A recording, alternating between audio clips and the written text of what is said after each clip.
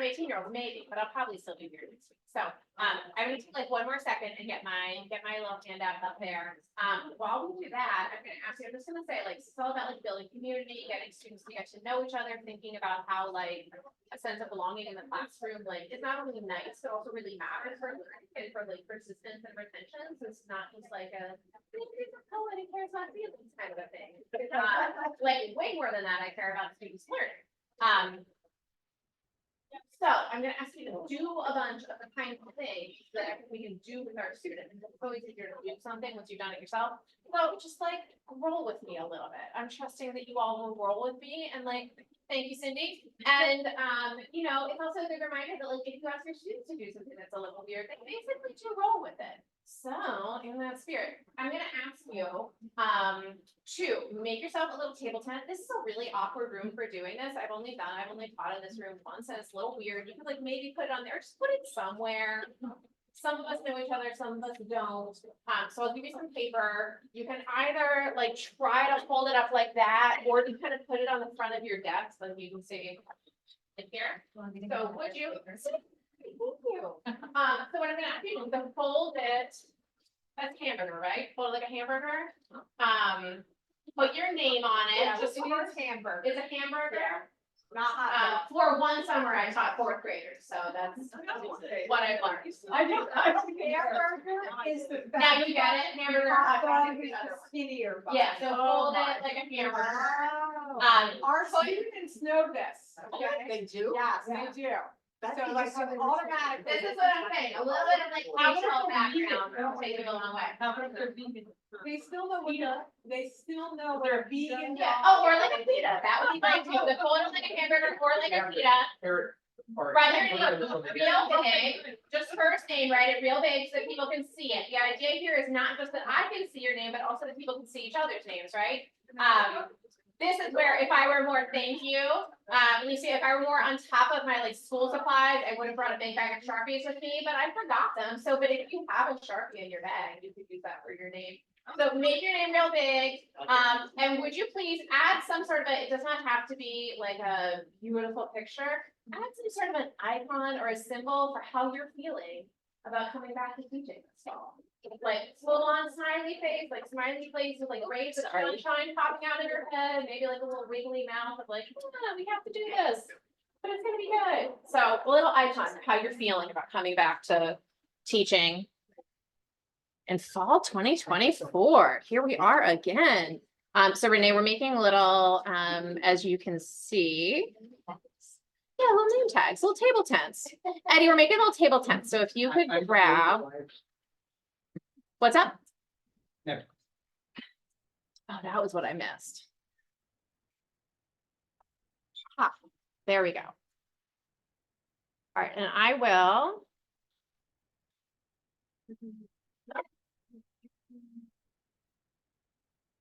Yeah, put your name and do a little icon.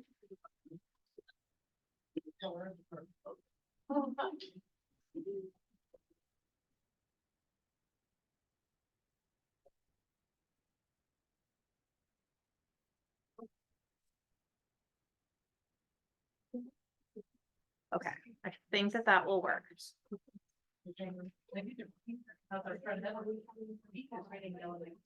Yeah, some kind of icon. Yeah, an icon, like smiley face, frowny face, concern face, question mark face. Thank you, David.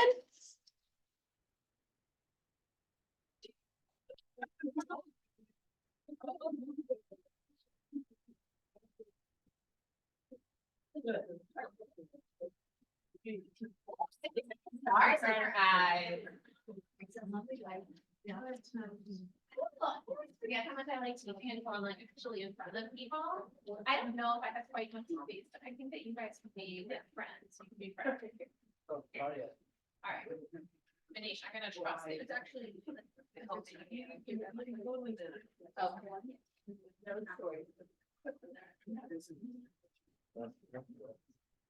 We're trying to get mine.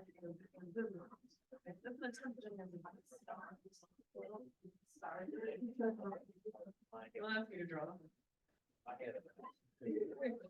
Hey, that's, can you explain?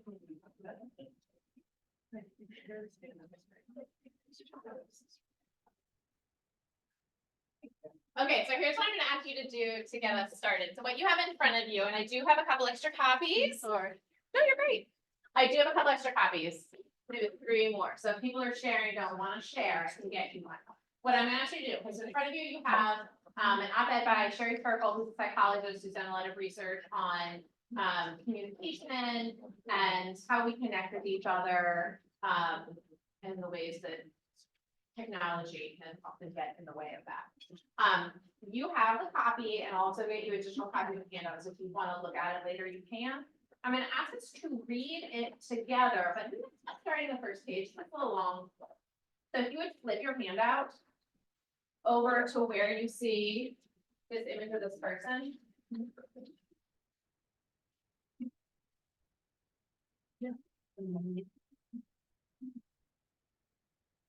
Okay, and what we're gonna do is a little bit of reading in small groups. So if you are in like your own little island, you're gonna need to wiggle a little bit. Find yourself a group of, let's say, like 3 or 4 people. In a minute, if you can do that, we're gonna read it out loud so we can kind of like hear. So you'll read it with your small group. Does that make sense?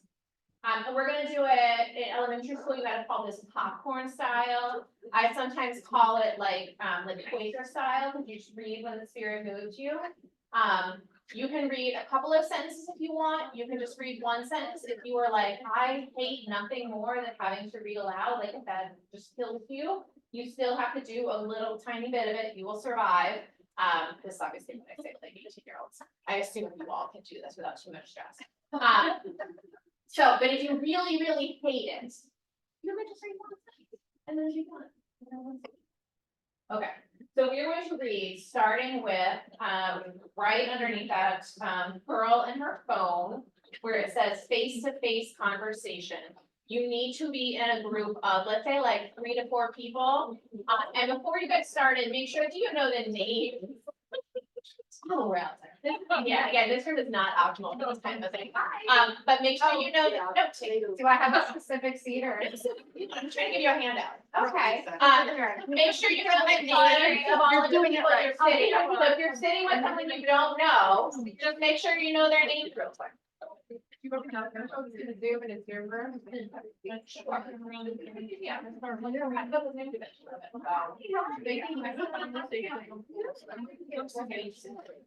Okay, So get yourself a group, you can just, turn. So get yourself 3 or 4 people, start reading aloud with that, say, face-to-face communication. I have, but I'm gonna try.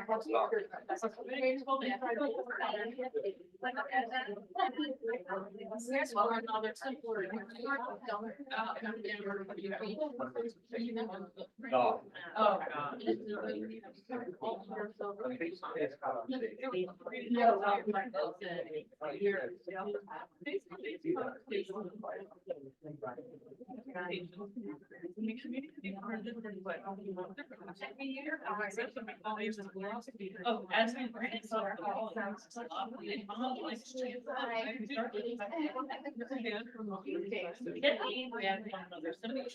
as we dumb down our on the most important matters. So we involve ourselves in Shakespeare, but it's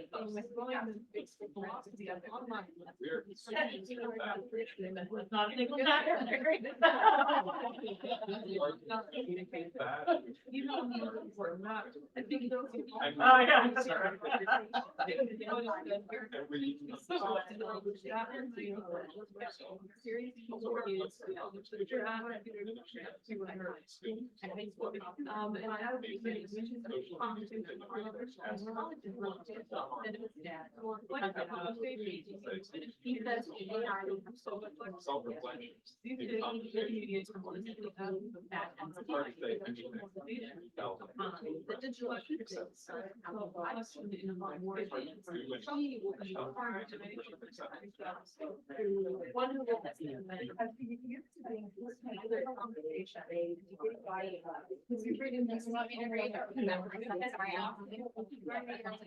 have Many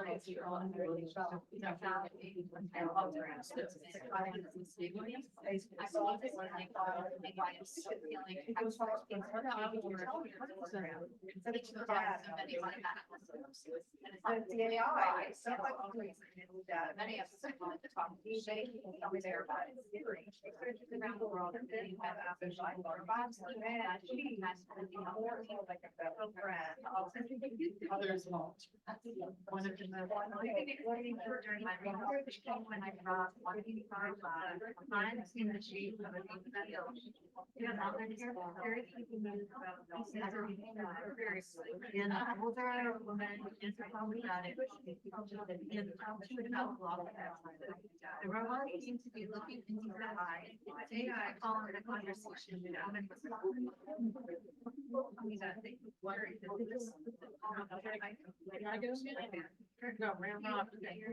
So many people found and decided once or twice about yeah, I think we're going around in circles. Just those 3 paragraphs, Nancy? But that, Those 3 paragraphs? no, keep going, yeah. See to that, right? So many of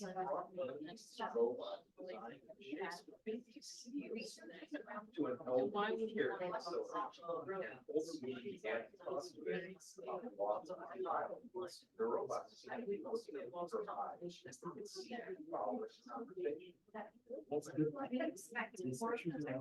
so many people sound as me, like a thousand more on the way from getting. I mean, look forward to the whole like I. Yeah.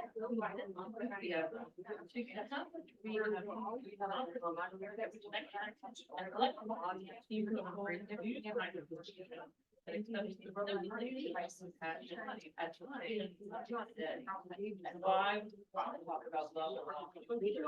No, seriously, our student life is just so long. There and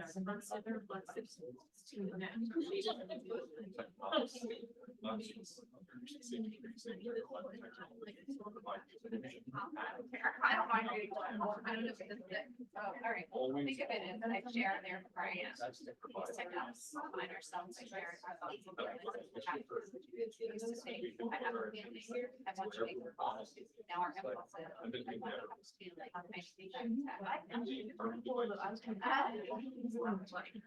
In order to feel more and to feel more like ourselves, we can in our running a snack issue and all of you.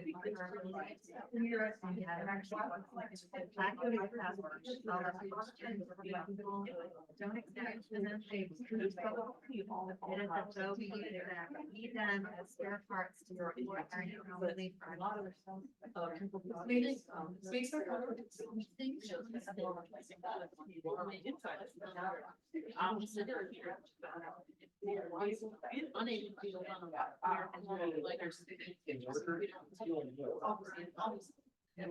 More like ourselves.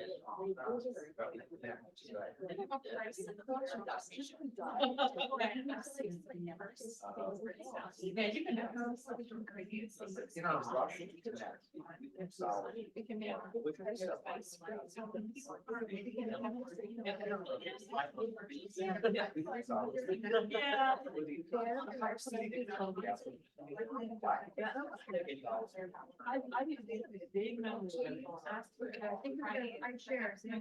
I wonder if you think that one team is there. We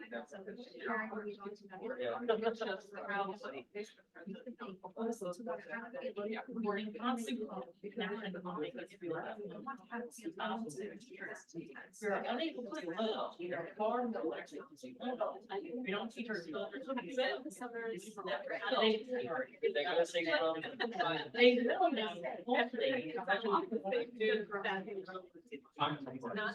Yeah.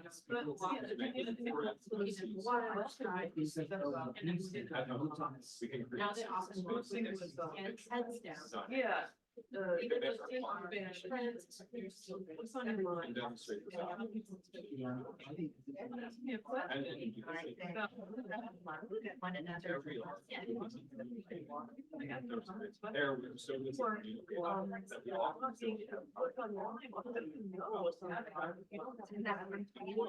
So whenever you're done, there's too much. The connections you see from that situation, either products and our campus, or maybe your particular classroom. There's an article, and it's getting used to every city going out. It's like, hey, look, my money's on the same article. What do you update using it or more? Other things that are. Use your phone at the timer and put it down. It's been summer, they want to cottage,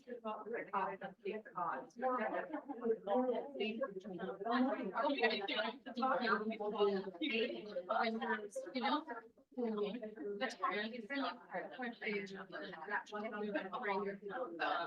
they all.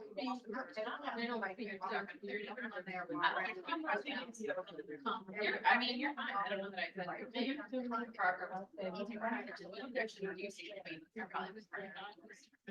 Which I hope that drives and our campus. always have to. I think. Communicate with. Oh.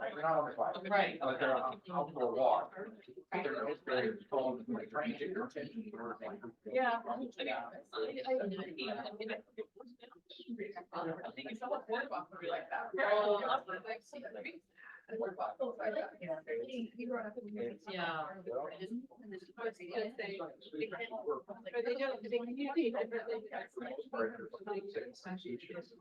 So.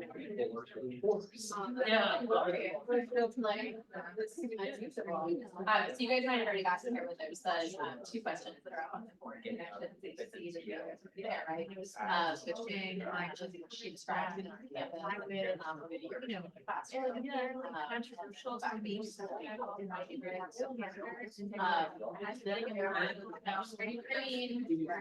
Yeah, so the question would be like, what do you need to talk to? Maybe what else? Oh,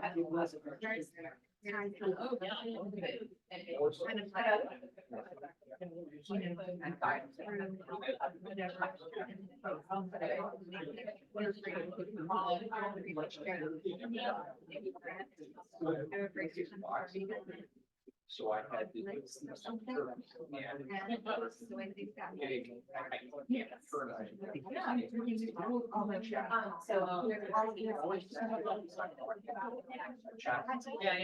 What would it be?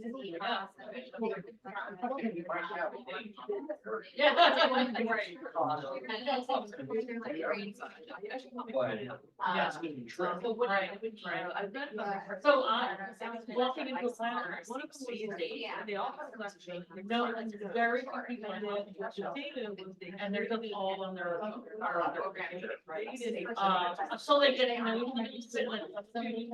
but it allowed me to, oh, I put any purpose of when you walk in, say, they allow me to make some, yeah. Right. Or what people allowed to have those students in the classroom. Yeah. Everybody knows.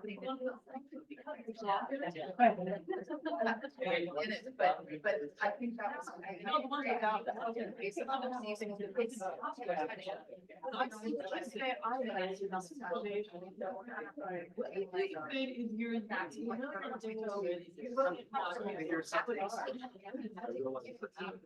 That's great.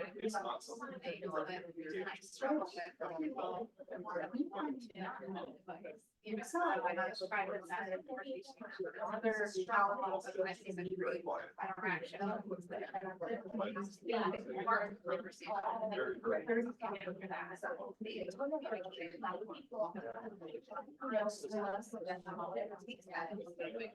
All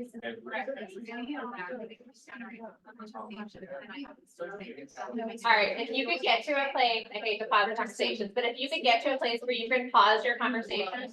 Yeah. It's such a good teaching problem to have, right? Don't you love it when you're like, no, please stop talking? So often these days, it feels like to me, so often it's hard to get my students started talking, so thank you for talking.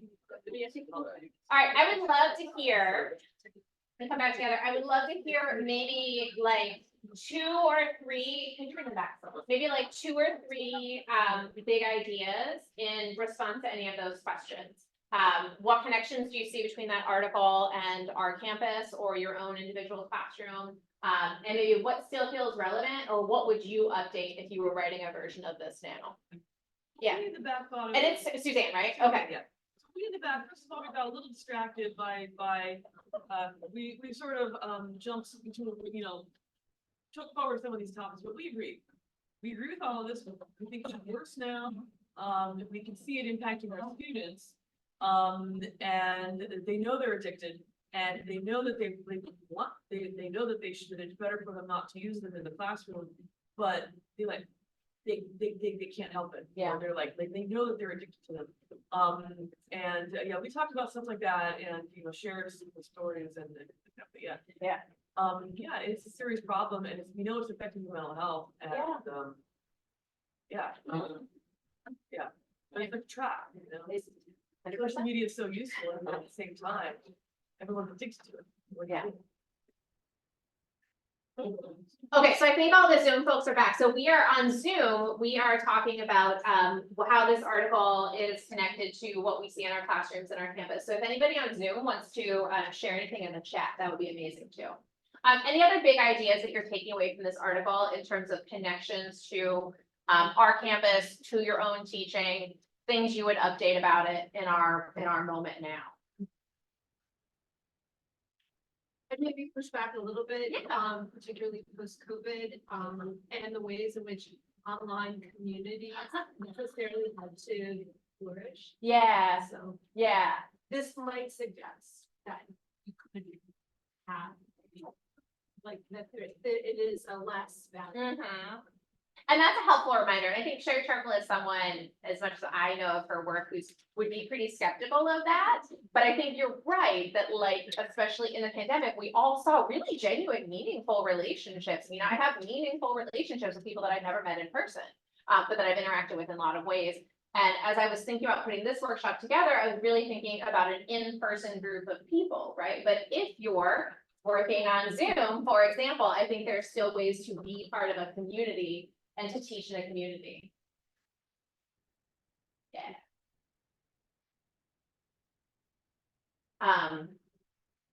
Any other big takeaways? I mean, I just think about how often you walk around campus and students are all sitting at their own table with like a laptop open and a phone and the headphones. And it's like, you're near so many people that you could connect with and like doing that. Yeah, Cindy?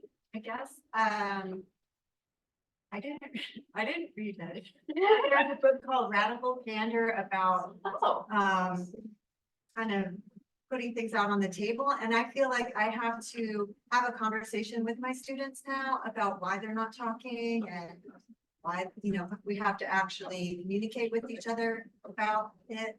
Yeah. So that seems more of a priority now. And also, I guess it just seems to me like my students said, oh, we don't talk because we don't want to say the wrong thing or be correct or start a yeah. conflict. And I Yeah. think that's kind of newish since 2012.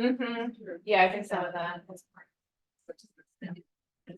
Yeah. I would say, along with Cindy is saying, is like, I feel that I try to, in first year writing, I would preface my students, my population, I try to scaffold this kind of connection with, every day they have little books themselves, and I give them little mini journals. And there's a prompt of the day that might be, here's one example prompt. It's like, who are the 5 people or support figures that have made it, this is like one of the first ones, that make it possible for you to be here today in this classroom.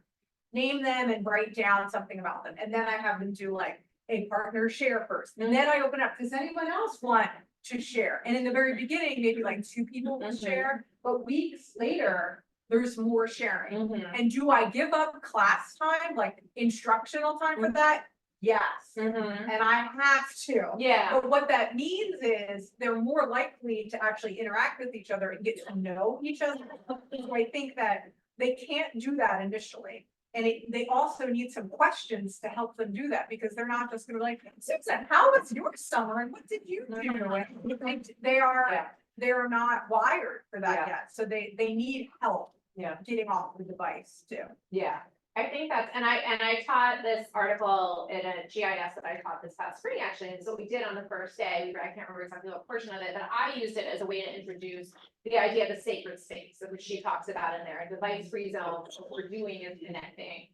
It says this classroom is a sacred space, and that's what this means to me. And then we had to do like 2 or 3 days later, maybe a thing where I was like, okay, so my expectation in this room is that like, once you walk in, you're not on your phone, you're doing whatever. We literally brainstormed on the board, like, what could you do instead? Like, if you had never been in a classroom where your way of handling that couple of minutes of awkwardness wasn't to just like be on your phone for a minute, like what could we do instead? We could doodle, you could talk to a neighbor, you could reread the book, like all of those kinds of things that like we all probably did when we were in college, and we didn't have homework all the time. So I think it's like, what is the level of support that students need in order to do things that maybe we feel like they should already know? And I'd say I'm in first year studies too. I did the thing that I have to do in my own teaching where I didn't really introduce myself in the beginning, so I guess I could do that now. But I increasingly see, especially post-pandemic, this kind of thing with older students as well, where they just need a little support and a little more structure and need to be told, like, when you're in a group with someone, make sure you know their name. And like, if we were to close and we'll move, we'll do something different in just a minute. Like, so, okay, make sure you know the names of all the people you were talking about. Just like check in real quick before you rotate away again. Because I think students need that kind of structure and they need encouragement. With first year students, I mean, this past fall, like even having questions on the board like that, I sometimes had to be even more directive and be like, okay, you are gonna be the person who asks the question. You are going to take a note. You're gonna look for textual evidence. You are going, like, needing a level of structure around how to interact with each other. And also the culture, the idea that what we're doing together is interacting around class content, right? It's not like you're gonna spend 45 minutes just talking about your feelings every day. You're working on class content. And we're doing it together because that's part of how we learn, right? That's why we signed up for classes with other people in them rather than just a textbook and a test. I think in terms of update. Yeah. A little, I think it might be worth talking about the idea that in the article, it raises the issue of technology as being very good at simulating empathy, but without actually delivering. Yeah. And it's probably worth connecting to like, well, recently technology has become very good at simulating thinking without actually delivering. Ooh. Thing. Yeah. And I think what might even be an interesting counterpoint to that is there's a lot to be critical about the technology, but it's also kind of an awkward question to ask, to what degree are we comfortable with a simulation of empathy as a satisfying response to what we're looking for? Yeah, those are good questions. I'm sorry, did folks watch over the summer with the Olympics, one of the ads that I saw? I don't even think I watched that much of the Olympics, but the Gemini ad where the dad wants, and they pulled that ad because people were so appalled by it. The dad wanted to use AI to help his daughter write a fan letter to a track athlete. I'm not remembering her name. And it's really, if anyone is interested in sharing this, especially like a first year writing context, because I think that ad is making interesting arguments about what writing is and what writing is for. You didn't finish the point. So in the ad, the dad is asking AI, is asking Gemini to write a fan letter on behalf of his daughter to this track athlete that she loves. And it's like, oh, you should use AI because it can do this. That was Yeah, exactly. And people were like, hey, wait, that's not actually what we want our AI to do for us. But I think it makes interesting arguments, like, what do we think writing is, right? How do we connect with it? And does it matter, right? Would it matter as the recipient of that letter if you knew that AI had written it versus it mattered to me? I'm a little nervous about what 17 and 18-year-olds are gonna say when I raise that question on the first day. Okay. There's some comments in the chat. There's so many comments on the chat. Give me 1 second because they're actually responding in some part to, oh, embarrassing stories. Love that, ma'am. Give me 1 second to get us moving towards the next thing. So like kind of a meta thing about the teaching of this one. So in terms of getting students to do something on the first day, and I'll give you some resources, like things to do on the first day, but I think something like this, if they're reading, and it could be shorter than this, it could be something that's related to the content of your class, right? But getting students to do something together on the very first day The read aloud, I think, it both like ensures that they're actually reading it and like kind of processing it. Maybe we could talk about aloud versus, but it also gets everyone to use their voice right away. And I think especially for very timid students, there's something about just saying something the first time, even if they're reading a sentence that someone else wrote, that kind of like breaks that barrier. They've talked to someone else, they've used their voice in a class, and hopefully they then know the names of at least a couple of people near them, and they feel a little less like a kind of, I don't know, pinball bouncing around among strangers. Let's do this. Let's take a minute, and people on Zoom are already there, I think, take a minute to write. If you have like your own notebook with you, you can use it. If not, just do the writing on the back of the handout, or I can give you some blank paper. And I'll write these questions on the board in a second. So think about your own classroom. And if it helps you to think about like a particular class you're teaching this fall, or just like in general for you as a teacher. What do you want your classroom to feel like? I think we think about like, what are we teaching? What are our objectives? What are students learning? But what do you want your classroom to feel like? And again, the answer doesn't have to be like warm, cozy, everyone loves each other and like, you know, stays in touch forever after class. That's not the only answer, right? Like, that's not the only answer. It could also be that it's like a really rigorous class where students feel challenged and they feel like their hard work is appreciated. So number one, what do you want your classroom to feel like? You could think about what strategies you already use to try to make that happen. You probably have lots of things that you do pedagogically and interpersonally. And then what are some of the obstacles that get in the way? And I'll write those questions.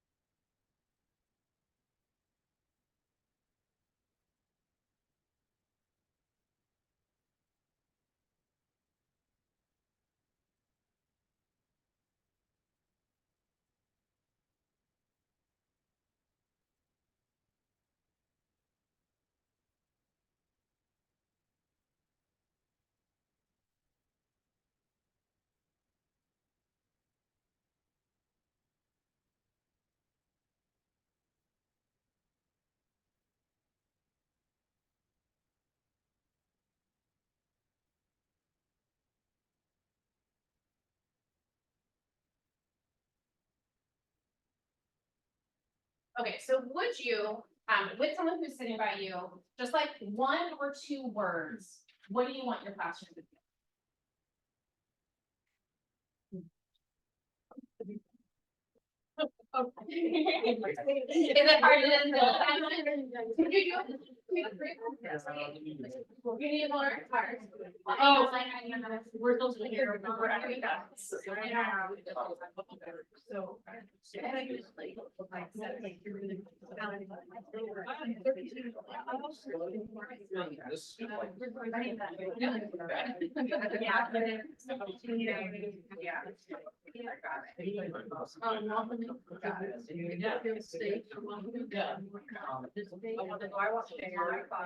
Content related materials, I feel like. Okay, but I. I don't care.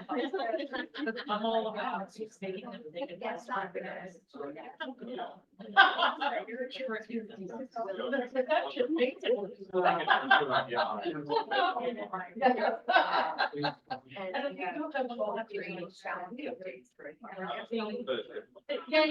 so I mean, like,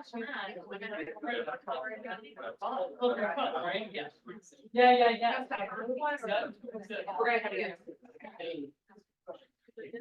gonna have to get.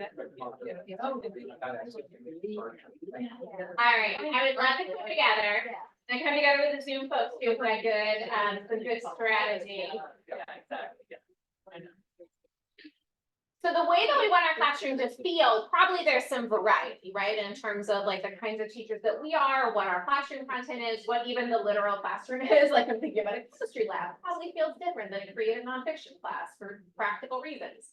But whatever the feeling is that you're trying to pursue, what strategies do you have for making that happen? I think it was Pam who said that she started by telling an embarrassing story, which I think is a very good kind of humanizing impulse. Again, depends on the person who you are and what you want to share. But I think that sometimes that's a good choice. I would say like making students learn each other's names. I'm so intense about it. Because I think it's really important. And I always say to students, like you have to, it's really hard to share what you're learning, to ask questions, to maybe sometimes make a mistake with someone if you don't even know their name, right? The name is the first thing. So I would say learning names, and we can talk about tips for that. I would say the table 10s are like, I have a roster, right? I can look at the roster, but they need it for each other too. So learning names would be my tip. You need to learn your students' names, and they need to learn each other's names. What other strategies do you have for making your classroom feel the way you want it to feel?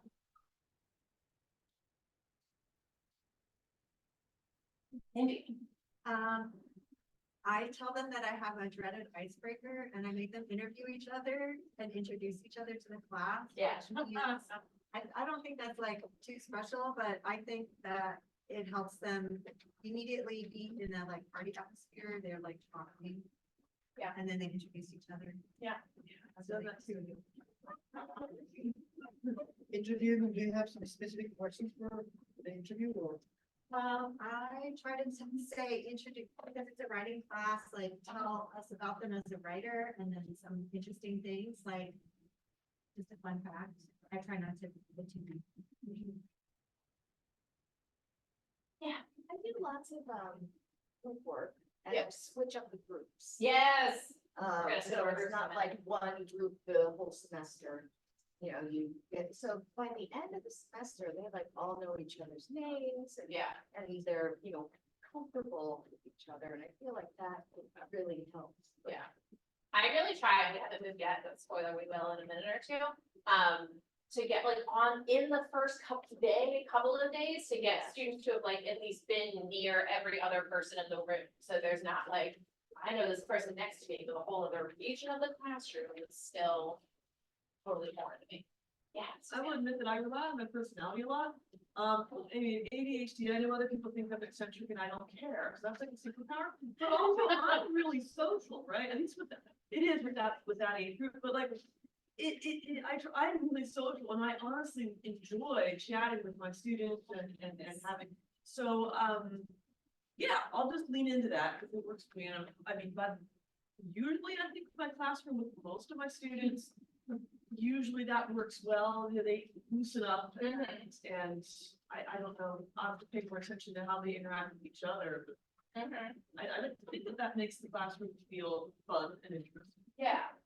I would love to hear, and I'm connecting to that a lot, like probably different personality, but I also taught ninth grade for the first several years of my teaching, where you like really have to do like a lot of jazz hands to get 14-year-olds to listen to you. Now they probably also have their phones. Back then they didn't have phones. So I had to learn how to do that, right? That like my way of teaching at least is kind of a performance, right? Where I'm like, okay, we've got to all come together, do that. But I'm sure there are people in this room who are like, no, that's not me. That's not what I want my classroom to look like. That doesn't work for me. And that is also great. So I'd love to know, are there strategies for people where they're like, actually, you know what? I'm not necessarily going to be like, you know, with every single person in the room. Like, what can a classroom feel like and how can you make that happen if that is not your vibe as a teacher? Are there other ways that you connect with students or that you connect with other? Yes, thank you. One of the things I'm trying, because I don't consider myself a performer, is just, Thank you. like, here's our management team, so I teach business and Mhm. leadership, so. Yes. So everybody in here, we're together, we're a management team, and we're Yeah. working to solve problems. Yes. So these are my expectations. Yes. It's not gonna be all, you know, maybe it'd be fun, but that's not the goal, to have fun necessarily. So I know it's not, but it's just, because I think it feels like a lot of pressure to be fun and funny. Yeah. Because that's just not my thing, but we can solve management problems, that I know how to do, so, you know, and they need to know how to solve management problems. So, you know, so if they walk away, they can have fun with all you guys, but if they walk away from my class knowing how to, you know, solve a management problem, I think that will help them in their career. Yeah, and I think being rooted in, and I'll share a resource at the end for like tips for the first day. But that's one of the big ones, right? Is like being rooted in your content, right? Like actually having students do something and try out some of the content on the first day, because it doesn't necessarily need to be, this class is gonna be so much fun, you're gonna like laugh the whole time. But if you can show them like, this is what you're going to get out of this class, this is why it's meaningful, like that's really important. Students want that.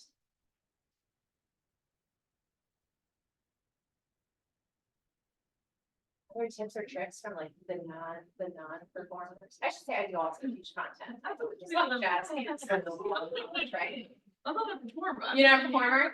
But. You're like a social. Technically, I play oboe. But I'm social, I'm highly social, but I try to make sure to talk to all of them. Yeah, Cause I know that certain students are gonna hit it off with me right away, but I try to make sure I talk to everybody. yeah. And it's on, and so let me actually just go ahead. So if you look at that handout, so I gave you guys copies of it, and I'll also give you, because the, you know, the paper version that you have, I wanted us to be able to be focused on like being together in a three-dimensional space and not immediately open our laptops. But this has some takeaways from some research, and there's a social psychologist, Jillian Sandstrom, who's done some really interesting research on classroom stuff and relationships in classrooms. And one of her key findings, and this is probably especially relevant to these really big classes, is that you don't actually even have to know every single student's name, but if they feel like you've connected with them, right? If you've greeted them at the door, if you've said hi, like that makes a real difference for students' sense of belonging. And it doesn't have to be like a, let me find out everything about what's going on with your friends over the weekend, but just like literally, I acknowledge that you are a person and I am a person. And I think that's really useful. The other thing I wanted to show you, and again, when you have the digital version, the hyperlink will take you to the whole article if you're interested in reading more. So the big picture here is really thinking about affective learning. That learning is also an emotional and like interpersonal process. And that it really matters, again, not just for like students, I don't mean to minimize students' happiness, but this is not just about students like happiness in the classroom, but it really is about their ability to learn, their ability to like persist when the material is challenging. It has significant impacts for their retention in your class and beyond. So students feel like they're in a classroom where someone knows who they are and cares about their success in class. Not necessarily every single personal thing that is happening with them, but like who will notice if they're absent, who will follow up if they stop turning in their work, those kinds of things. So there really is an academic benefit to that. And there's some good research on affective learning about that. And then I like this again, this is the Sandstrom article about even minimal student instructor outcomes. So if you are like, I cannot learn the name of every single student in my whatever, or even if that's just hard for you, like minimal interactions can have a really positive impact for your students. I'll give you a second to read those and to think about any of the big takeaways that matter for you.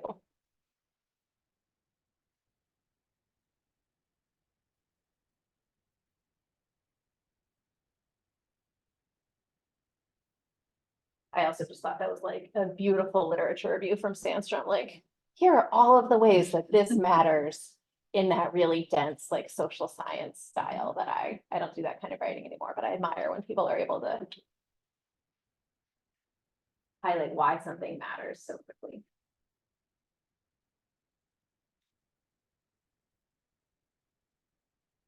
So what I want us to think about and do some planning for in our last like 20 minutes together, slightly under 20 minutes, is to think about how to take those big ideas and think about what you're actually gonna do in the first couple of days and weeks of your semester to help build that sense of belonging, build that sense of community in your classroom.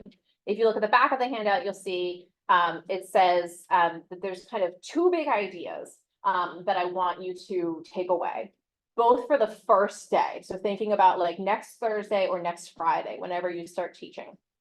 That on day one, do what you can to get everyone talking and interacting. I think making sure that every single person in your class has said something, not necessarily like said it to the whole class, but that everyone has said something on the first day and they've talked to other students is super important. And then the second thing is let students begin exploring the content of the course. That you're much, much better off starting with like this is what it means to solve a management problem, right? This is how we're going to work together as a team. Here is a specific example. It's way better than like, this is my syllabus policy. If you're doing that, please don't do it. Please. It's so bad. Like, just bore your students to death on the first day. Wait until the second day for that, you know? We are going to do a little bit of moving around to share some more tips. So the first thing, learning students' names. Take a second and think about what tips you have for learning your own students' names and for getting them to learn each other's names. I found increasingly that students are totally content to just like sit in a class all semester and never ask another student's name unless they make them do it. So think about what tips you have to help students learn each other's names. All right, I'm gonna ask you now to get up. Again, this room's a little awkward for this, but we can do it. So get up, find yourself a group of 3 to 4 people that includes at least one person you haven't talked to yet today, and or at least one person who's not in your school. That can be the same person if it really has to be. I'm not gonna believe you, but you know. 3 to 4 new people. Share names, don't know each other's names.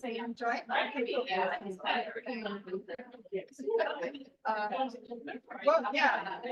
Well, I'll turn around. Where's your- How about that? I'm gonna grab a book. Oh, I mean. All right, are you in a group? Are you in a group? So what you're trying to do, once you got in your group, once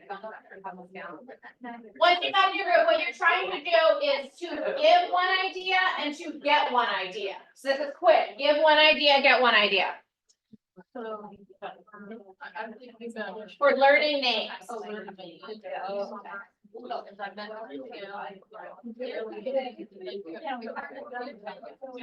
Either one.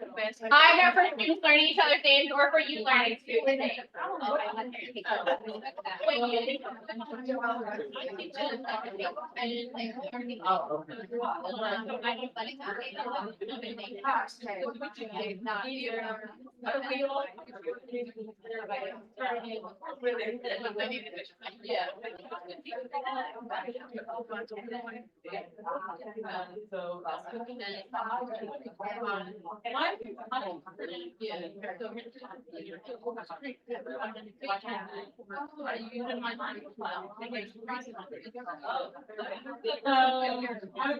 Yeah, so I tell them.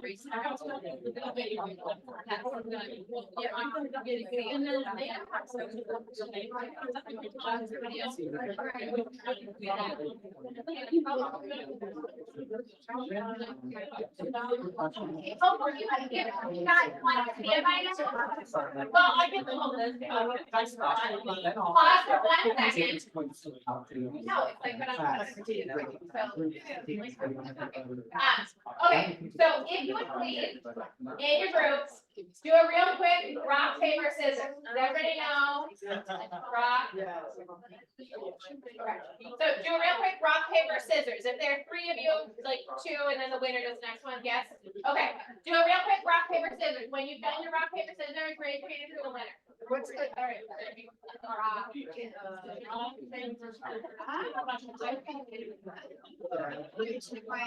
tell you in a second. Are you gonna go early? Oh, no, you're just, I didn't get your name. Oh, So you're the winner. I like been away for the summer and forgotten everything. All right, are you the winner? Raise your hand. What the winner of the rock, paper, scissors? Did you do it? No, yeah, you want, oh. Okay, so the rock, paper, scissors winner gets to decide what new group they want to go to. So if you want rock, paper, scissors, go find yourself a new group real quick. Yeah, rotate for new. Go find everybody. I know. Oh, I'm really glad it worked out. Yeah. Okay. It should be improved. People we haven't been able to. Actually. I do. All right, once you've got your new group, make sure you know the names of everybody in the group. If you just got a new person, make sure you get their name. If you're the new person, you get everyone's name. Tell you one second. I appreciate your being on top of things. All right, here's the next question. All right, so if an important goal in like the first day of class is to spark students' interest in your class, in the content of your class, what strategies do you have for doing that? What do you do on the first day?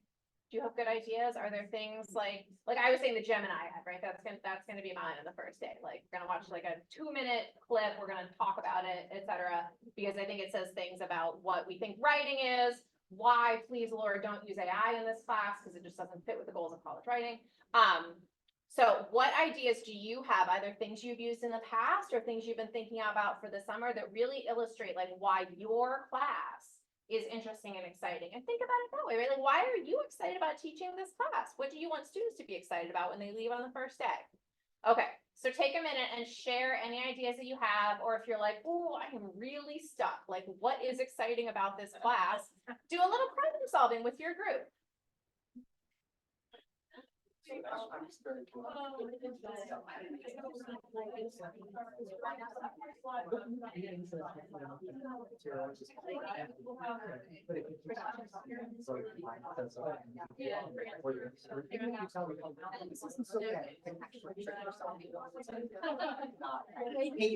Exactly.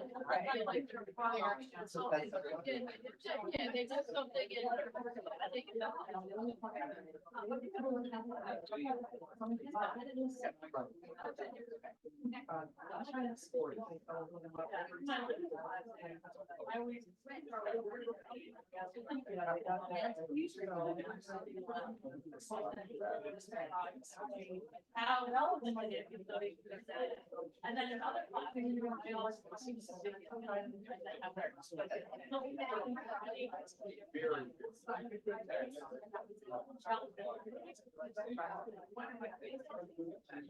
First thing.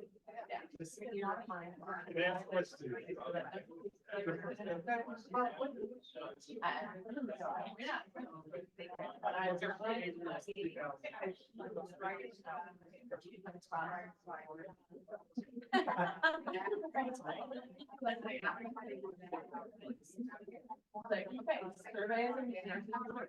And what do they do? And I took my what they and happened like, oh, I really want to do that. Yeah, right. The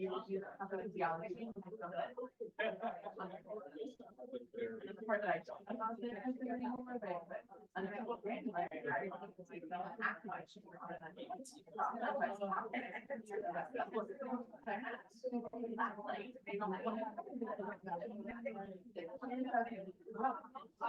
feel like that's what we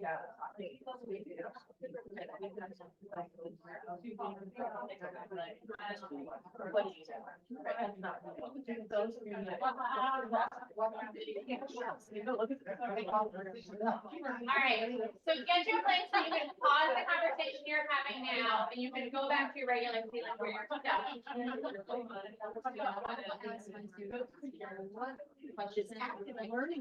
I know, make them move around, we did the rock, paper, scissors, like, yeah. Now I have to like, I have to, well, I have to sit down and watch all of them. I'm like, I kind of forgot to do the components to it, it's just hard to do stuff with like, different and interact with, like, oh, sorry. I mean, those are, and just stand out, and there's other, that's kind of my. All right, you gotta wrap up your conversation, go back to your seat. I know, like, wrap up your conversation, go back to your regular seat. I know, I think it's such a bad policy.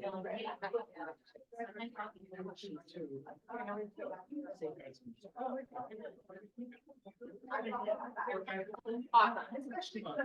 All right, we have just about 7 minutes left in our time together. So what I want us to do. So what I want us to do is to take just a minute or two and in your own notes, wherever those are, on your handout, on your computer, wherever you like to take notes. What's that original group? Go back to your just regular seat. Regular seat. I think you're more or less there. Yeah, just we're just gonna close. We're just gonna take a minute and close it out. You know, because I feel like I so often have like lots of good ideas floating around and then write them down. So that's what we're doing now. So what good ideas did you get from any of the people that you talked with? What are the things you want to think about, like keep thinking about? Does that make sense? If you're like, like how can I convince students that, you know, quantitative reasoning is an exciting class that they should be thrilled about being, and you probably already have strategies for that. But yeah, so take a second and write down the good ideas that you have right now, things that you want to do in your first day or first weeks of class to help students connect with each other and connect with the content of the class. Because again, the message here is not that you should spend the first week like, I don't know what, eating popcorn and chatting. Like you should be connecting around the content of your class. You could very easily do the same kind of like small group, rock, paper, scissors, find a new group related to something about what you've read, right? Like now there's another question about the chapter from the textbook. Okay, so write down for yourself any other good ideas that you have.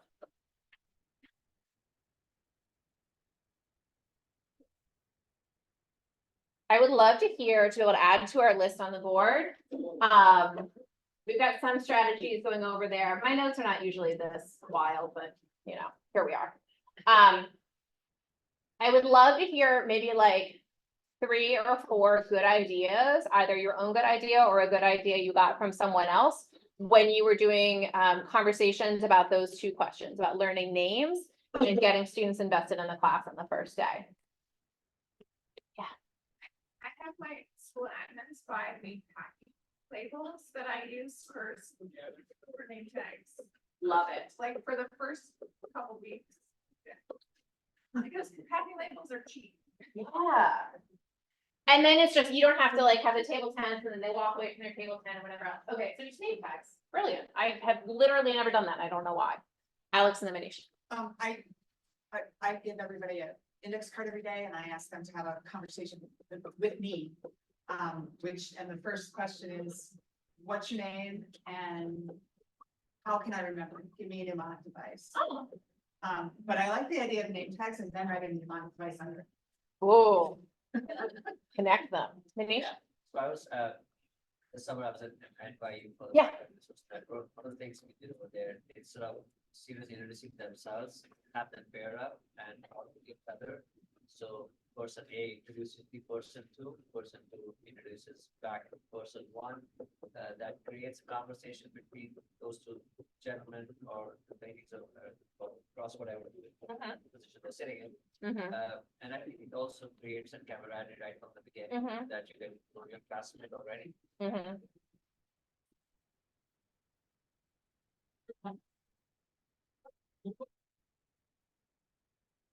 Will be an interesting tactic about, I don't know if you wanna. But, discussing what people's. What's in your pocket? And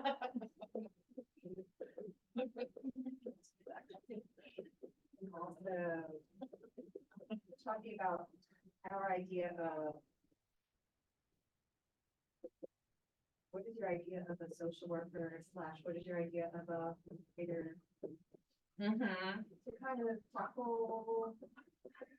You know, stereotypes, but also to kind of understand what the point of the profession is. Mhm. I think that's a really great, like, pretty generalizable kind of a thing. What are your ideas about X person who does this in their career as a way of getting started? I was talking to, my two group members, Eric and I'm sorry, I can't remember her name. Alicia, okay. They both talked about, games. That was the sort of the common theme. And And I should say it's a librarian and a math person. I just feel nervous that people are gonna think that writers are just like chatting in our classes. Oh, And yeah. we're not necessarily, and other people are doing, sorry, games. So games, and students love games, like, Mhm. and I think everybody kind of usually loves the game, so. Yeah. If there were a way to, I don't know, if there were a way to do that, I think that would be, a good idea. The math games. Yeah. Did seem to, there are some good math games. Is there any particular guest that you have? Any particular games? Ask her. Yeah, so yeah, math people should chat about games. I would say one thing that I always do in the first like week or two, and I do this with GISs and GAHs, not just first year students, is like a little bit of get to know you bingo. And each square, if anybody wants it, I'd be happy to send my bingo to you. Each square is a thing, right? Like has a job, is a student athlete, something. And I always say like the point is not to win bingo, the point is to walk around and talk to each other. And just getting them to interact. It takes me but to talk about something, to share their names, and do that like early in the semester is really helpful. Okay, we are basically just out of time. I hope you have a couple of ideas that you are excited about. The key ideas that I want to leave you with, I'll just say one of them for fear of belaboring what's already written down. But is this idea of rapport, this is what Jillian Sandstrom calls it, some other researchers, that like how students feel in the classroom, their connection to you, their connection to each other isn't just like a nice thing about like being happy, but it is actually really important for what they learn, for their ability to keep going when the class is hard, for their ability to keep showing up when maybe they don't feel like it because their life is hard. So what you do in the first couple of days to create that rapport is actually really important for learning. And I hope that is helpful to you.